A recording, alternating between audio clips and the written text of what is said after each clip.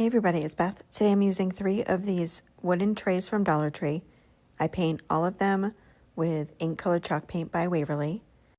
I'm also using 2 of Dollar Tree's wall shelves, and I paint one side of the shelf as well as the edges with the same black chalk paint.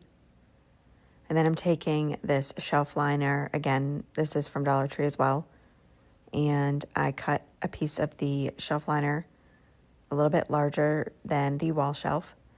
I remove the backing of it and place it down onto the unfinished side of the shelf, and then use my micro sander and sand off the excess. Next, I'm adding quick hold glue as well as hot glue to one side of the tray. Now I painted this side, but I didn't really need to do that because it'll be glued down.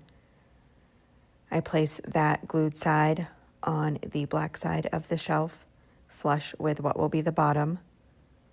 I do the same thing with another tray with those glues, and then glue that to what will be the top, and I put it down about 1/4 of an inch from the top. The third one, I added those 2 glues and put it in between those other 2 trays.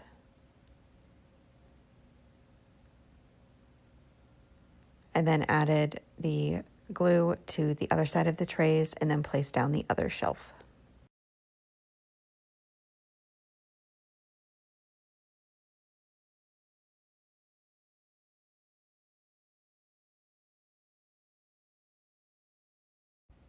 And that's it for this project. Thank you so much for watching.